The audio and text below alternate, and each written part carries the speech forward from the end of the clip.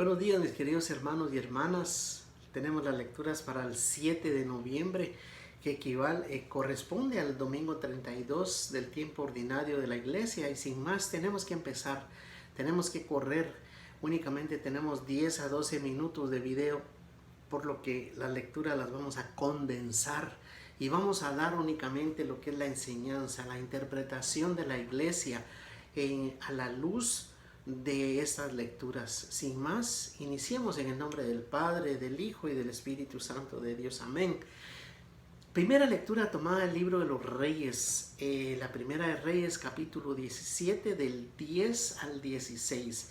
Quiero que lo lea y quiero que profundice en lo que le vamos a compartir. Elías va al desierto enviado por Dios Padre, porque profetiza 3 años de sequía al rey Ahab del pueblo del reino del norte, del reino de Israel. Ahab se había apartado de Dios, se casó con una princesa moabita o filistea y había adoptado dioses paganos. Les daba culto, mezclando a dioses ajenos al único y verdadero Dios. En Deuteronomio, en el capítulo número 11, del versículo 10 al 16, Dios le había prometido a Israel llevarlo a una tierra donde mana la leche y miel, donde hay agua en abundancia, una tierra fértil. Le dice en este pasaje: vas a ir a una tierra en donde no vas a tener que regar la tierra a pie, es decir, haciendo alusión cuando estuvieron cautivos en Egipto, que tenían que regar la tierra por medio del río Nilo. Aquí en esta tierra que yo les daré, yo seré el Dios que les proveerá de agua del cielo, que empapará la tierra, manará agua de la tierra y ustedes cosecharán. Es decir, Dios estaba preparándoles un camino diferente, un camino distinto, y ellos se fueron por detrás de Baal, el dios que es de la fertilidad, de la lluvia, un dios falso, que estaban pagando tributo, y por eso Elías los reprende y les dice: por 3 años no va a llover, y huye al desierto porque lo quieren matar. Y en el desierto Dios le dice: ve al torrente de Kerit, ahí va a haber agua, los cuervos te van a dar pan de día y carne de noche. Y ahí vivió durante el tiempo hasta que se secó ese torrente. Y entonces va a Sarepta, donde encuentra a la viuda aquella que menciona al Señor Jesús en el Evangelio, y le dice a la viuda: prepárame un pan para mí. Y le dice la viuda: no, porque voy a preparar un pan para mi hijo y para mí, y después moriremos porque no hay nada que comer. Y le dice Elías: no, dice Dios que tu tinaja de harina no se secará, no se agotará, ni la jarra de aceite se vaciará. Y dice que comieron durante largo tiempo por promesa de la palabra que Dios habló por medio del profeta Elías. Y luego en Carta a los Hebreos, nuevamente el predicador insiste en el supremo sacerdocio de Jesucristo, y les aclara y les dice: Jesús ya está en el cielo, no como un juez, sino como un intercesor entre Dios Padre y nosotros, para obtener el perdón, para obtener la gracia de la misericordia de Dios. Él que derramó sangre, y no sangre ajena, dice el predicador, sino que sangre propia del Hijo de Dios. Hebreos capítulo 9, del versículo 24 al 28. Y luego vamos al Evangelio, en el capítulo 12 de San Marcos, versículos del 38 al 44. Jesús, estando en el templo, les dice: cuídense de la levadura, cuídense de la enseñanza de los letrados, de los importantes, de los que se creen superiores a ustedes, porque eso no vale nada.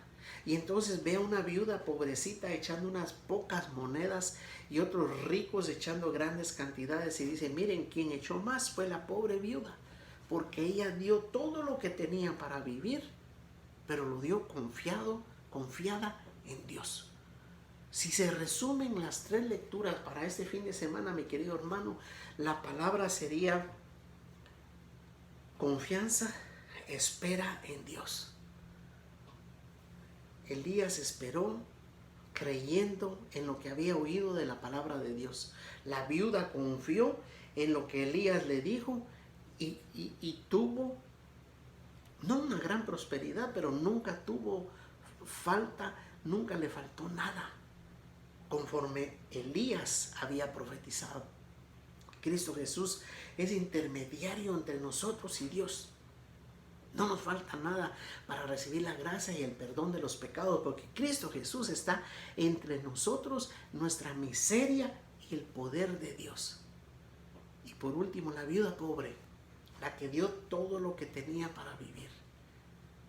Fíjese que la viuda primera del profeta Elías, el capítulo 17 de Reyes, de Primera de Reyes, y la viuda del capítulo 12 de San Marcos tenían dos cosas en común: escasez. Y las dos reciben abundancia de bendición, esperanza de parte de Dios.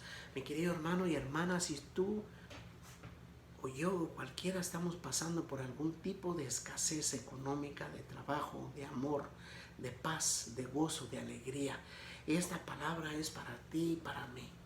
El Señor te dice: confía y espera, porque yo me doy cuenta de tu escasez y de tu necesidad, y no estás sola, no estás solo, y date cuenta, no te ha faltado nada.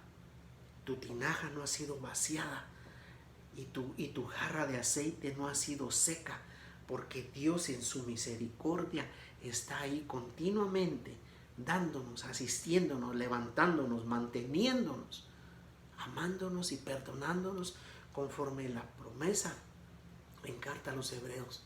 Mi querido hermano y hermana, lo que nos hace falta es ser agradecidos y ser confiados en la palabra de Dios, en la promesa del Señor, en lo que Dios dice, porque eso es lo que va a hacer. Abramos nuestro corazón y nuestro entendimiento a esta palabra. Gocémonos este fin de semana en las lecturas de nuestra iglesia. Vayamos con gozo, esperanza y alegría a la Eucaristía, donde Cristo Jesús va a llegar a ese altar, a partirse enfrente de nosotros para ser nuestro alimento, alimento que da vida, sangre que perdona, sangre que lava, que redime.